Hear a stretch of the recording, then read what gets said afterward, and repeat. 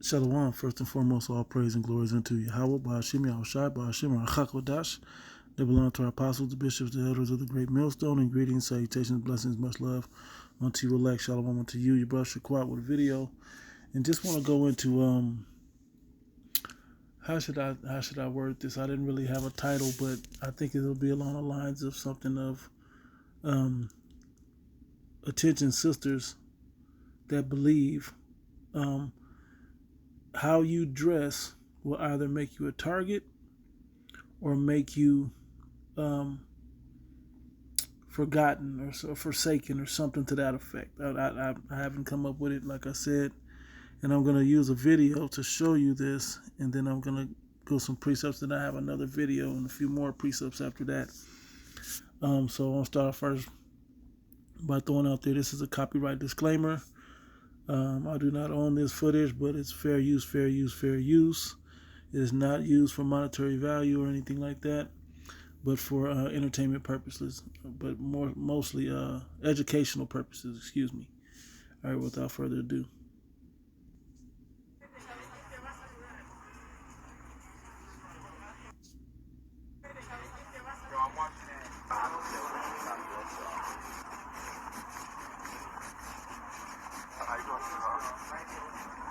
All right. Hey, gorgeous, right? Following her.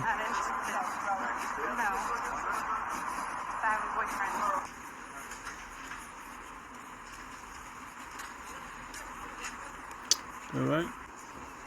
Now, as the caption says, walking 10 hours of walking without a hijab and then 10 hours with one, right? Now, the hijab is actually an extreme difference, but you saw how she was dressed previously. She had on jeans, a little tank top, and a little cardigan or something like that. Okay? And that's how generally how women are, how they dress nowadays. Most women don't dress covered up, even just wearing jeans and a little tank top with a little cardigan, just a little something over the top, versus her having on a full hijab, basically completely covered up. And it says, and you still say dress doesn't matter. Now watch the rest.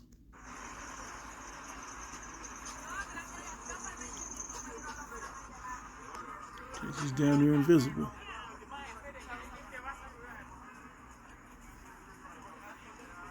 They see her, but nobody's saying nothing to her. Even at night. All right. She's just commenting and talking to her. Flirting with her. All right. And her face was out on both. Let's fast forward. And switches over, right? Now look, her face is still out. Okay? And it doesn't matter. Okay, and I'm going to get 1 Timothy 2, but I want to say this before I grab it. There's a reason why the Most High had women dressing the way you do. Okay, that's why there's a difference in the way women are to be dressing versus the way believing women dress versus any other woman, because it gives off a certain energy to it. And she wasn't with the little bitty coochie cutter Daisy Duke shorts. She had the cardigan over it, but it didn't matter. Okay, it showed enough of her curves for people to want. Now, the hijab, like I said, is an extreme cover-up. Okay, but when you cover up a certain way, it does put off a different energy and a different vibe. Mostly, men won't approach. Okay, when you are covered up and there's nothing for them to objectify. But you women, especially you Babylonian-minded women, you modern women, you lead with that as your greatest attribute, your physical, your voluptuousness as your key attribute. Okay, and when the time comes, men of the Lord aren't going to choose those women that are leading with that, trying to get men for that. That's not going to work on the men of the Lord when the day comes. Okay, as well as that's going to be a detriment That's going to be something that's going to be a red flag and going to bring wild men, so to speak, non-believers to you in a negative fashion. Okay, but let me get with Timothy, what Paul wrote to Timothy in 1 Timothy 2, start with verse 9. It says, in like manner also, that women adorn themselves in modest apparel. Okay, and modest, covered up. It's not for you to be showing your, all your personality, so to speak. Okay, and I'm talking about, when I say personality, I'm saying because women lead with their voluptuousness, and that voluptuousness, when they got the titties popping out and the thigh meat all out and all of that, stomach out or whatever else they got, when they got all that out, there's a certain attitude that comes with that. You can't be a prude walking around like that and dainty, and that doesn't work. That really doesn't work that way, because you have to become hardened to all the approaches you're getting. Okay? So that it comes with a whole nother attitude. And a man of the Lord don't want to deal with that type of attitude. Okay? And you're setting yourself up as something. Matter of fact, I got another scripture, but it's setting yourself up for the wrong energy. Now let me show you what the Bible warns men about women like that. Sirach 25 verse 21. Stumble not at the beauty of a woman, and desire her not for pleasure. But when she dresses like that, that's exactly what she's trying to attract you with. Not by her conduct, not by her personality, her real personality. Okay, not by her family's reputation. Okay, not by her creativity. How she color schemes her hijab or whatever, how she's covered up. Okay, her sashes and so on, and sewing embroideries and whatnot. Okay, those are the things that you should be looking upon. You should be looking how she conducts herself to see how she's focused. You can look if she happens to, I'm just saying if you're attracting women, but if she already has children, that's a sign of something. Not just that she's already married, but that's the most important one. But that how are her children? How are her brothers and sisters taken care of? She has younger brothers and sisters. How are they? How are they minded? How are her parents minded? There's other ways to pay attention. And for you women particularly, it's a direct sign on the type of person that you are by how you conduct yourself and how you dress. Scriptures say, matter of fact, I'll grab it. Sirach 19 verse 29. A man may be known by his look. This goes to a woman also. And one that have understanding by his countenance. When thou meetest him, okay, that's how you know what type of person they are. When you meet somebody, you can pretty much tell what type of person they are. A man's attire and excessive laughter and gait, how he walks, show it what he is. Okay, and this can be applied to women as well. Okay, you can tell if a woman's putting all the extras on her switch and how she moves and walks, put a little twist in the hips because we're watching all of that. Okay, she's doing all of that, trying to get a little extra appeal, a little more attention. That's not going to attract the men of the Lord in that day. That's going to only attract problems and trouble in the flesh. Women got to remember, when you are added unto a man, and when you come to a man, you're there to be a helper to that man. A man's not asking for more problems, and now you got to deal with Tom, Dick, and Harry trying to get to you and woo you away and all these other things. Okay, that shouldn't even be an option. But how you dress and how you conduct yourself, eye contact and attention and all of those things are going to play a pivotal role in these last days. Okay, I got another one. Straight to the point, to Sirach 26 in verse 9. It says, the whoredom of a woman may be known in her haughty looks and her and eyelids. Okay, so we're to learn from these scriptures. Okay, and notice, okay, a woman is pushing off the sexual energy. Hey, that ain't the type of woman I want to be with. I want a woman of understanding. When I look at her, that she's understanding and comprehending the big picture. Okay, even if she don't understand everything, she's understanding to me. Okay, she's understanding the situation, and she's humble about the approach and feminine about the approach. Okay, to the situation, and understands, hey, I need your help for this. Okay, that's going to be the difference. Obedience, that is one of the differences as well. Okay, because this is what these these scriptures I've read. Hey, a lot of women lead with these things.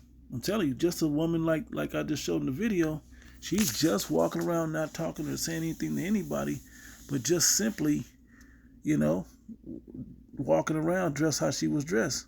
Some little tennis shoes or whatever, some jeans and a little tank top with a little cardigan over it in her purse. Face out, no problem. It wasn't like she had excessive makeup on. It was the same face. Okay?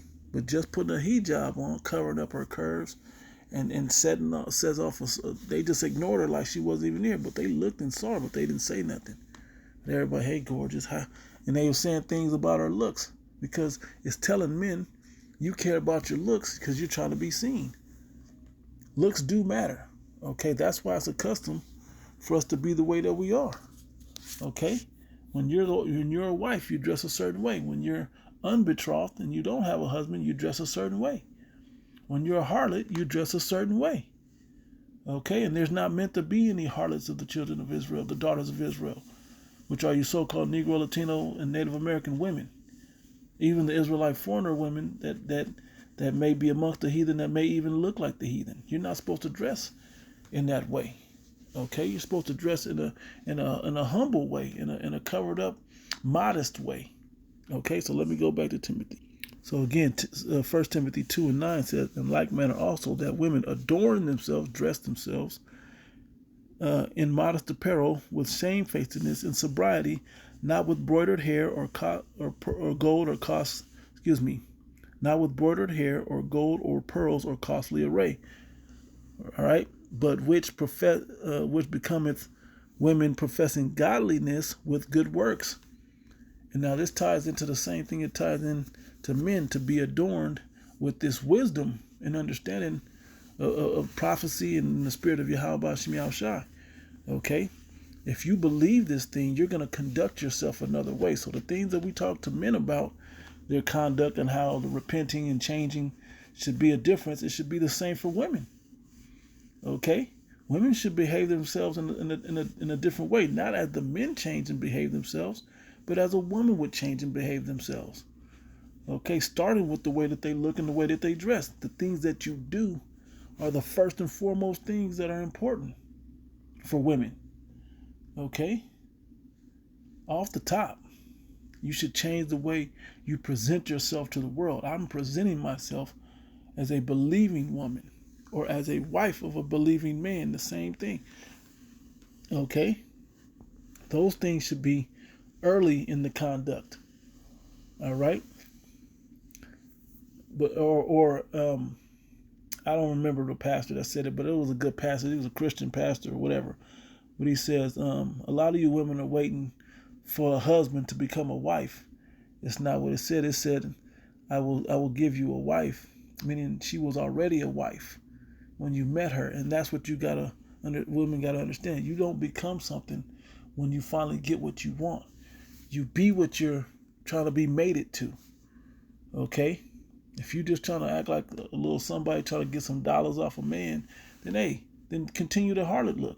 Continue the harlot conduct, the harlot mentality. But if you're trying to be the wife of a righteous man, of a man fighting for his salvation in these last days, you got to present yourself as that reflection of that wife. Okay? So you got to understand what he knows. If he's reading the scriptures and following these prophecies, you got to present yourself as such. If he's a teacher of the word, you have to be able to learn and be obedient and be subject unto that man. Okay? And all these other red pill shows, they'd be like, yeah, go get some counseling. Well, this scripture is counseling. And fear is a great motivator. Okay? Some of y'all aren't scared enough, but hey, as I will try to tie into this, we know that DJ Trump just cut your food stamps and the EBT and all of that. And even when you have a man on child support, you can't even you can't even get the extra money for the income tax that goes directly to the man.